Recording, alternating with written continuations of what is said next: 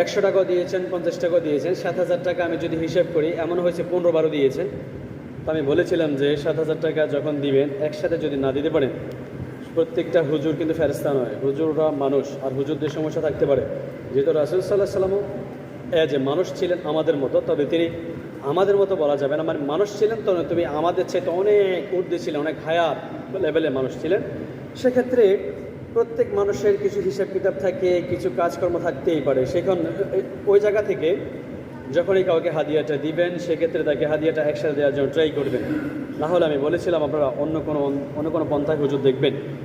ঠিক আছে, আলহামদুলিল্লাহ আপনারা দেখেছেন, আমি পার্সোনালিভাবে দেখেছি ফেসবুকে আপনারা খুব রিসেন্টলি দিয়েছেন যে অভিজ্ঞতা সম্পন্ন একজন ইমাম চাই।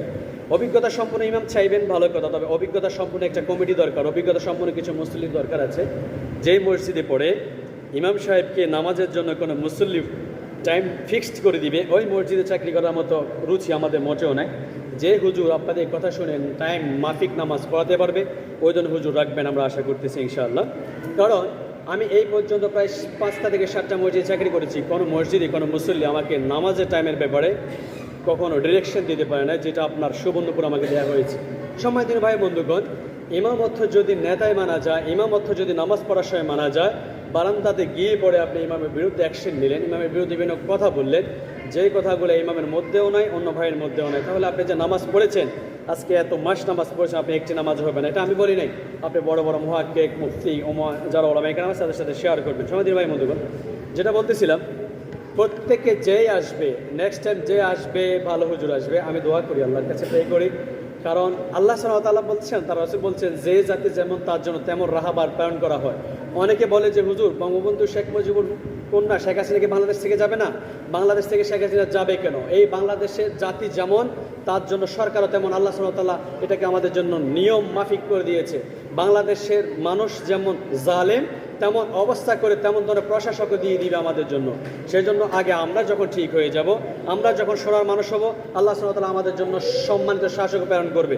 সম্মানিত ভাই বন্ধুগণ, আমি যেটা বলতেছিলাম, তাহলে আপনারা অনেকে আমি এমন শুনেছি আপনারা কিছু দোষ নিয়েছেন, সেটা হচ্ছে হুজুর পোলাফাইন দিয়ে আজান দেয়া, 14 বছর 15 বছর পোলাফাইন মসজিদে আজান দেওয়া যাবে না, হারাম কি বেদাত নাকি এটা নাজায়েজ, যদি কেউ প্রমাণ করতে পারে কান কেটে ফেলবো। কে কি বলতে পারবে এখানে যে পোলাফাইন মসজিদে আজান দেওয়া হারাম?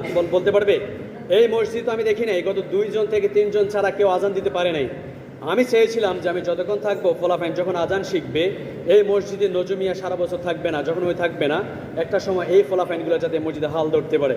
এটা নিয়ে বহু কথা হয়েছে, বহু ধরনের কথাবার্তা। শুধু তাই নয়, মসজিদের মধ্যে এসে অনেকে গালিগালাজ করেছে আমার সামনে, আমি দেখেছি। অত্যন্ত দুঃখজনক ব্যাপার হচ্ছে, আপনি এই সামনে কাতারে আছেন, আগামীকাল থাকবেন, সেটা কি আপনি বিশ্বাস হয়? কিছুক্ষণ পর নাও থাকতে পারেন। পোলাপাইন আজান দিচ্ছে, বরং বাহাবা দেওয়ার কথা বলতে পারেন যে হ্যাঁ সুন্দর হয়েছে, ভালো, সুন্দর করে দিবি, এটা না বলে আপনি বরং গালিগালাজ করেছেন। আমি নিজ চোখে দেখেছি। আল্লাহ সুবহানাহু ওয়া তাআলার কাছে আমরা হেদায়েত প্রার্থনা করছি, কারণ এই দেশ তো ইসলামের রাষ্ট্র নয়, নাহলে অনেক আগে আপনার জিব্বাটাই কেটে নেওয়া যেত। সম্মানিত ভাই বন্ধুগণ, আপনি দোষ ধরেছেন হুজুর পোলাপাইন দিয়ে আজান দেওয়াচ্ছে কেন, এত কথা বলার দরকার নেই। আমি আগেও বলেছি, এখনও বলি, আজ এখন এই মুহূর্তে আপনারা যদি চান আমি চলে যাব। তবে আপনি যে এসে এই হুজুরকে বলবেন নামাজে তাদের দাঁড়িয়ে গেলেন কোনো 15 মিনিট আছে কিনা, হুজুর টাইম মেনটেন করে টাইম দেখে হুজুর ইমামতি করতে আসছে, গোছ দেওয়ার পরে আসে।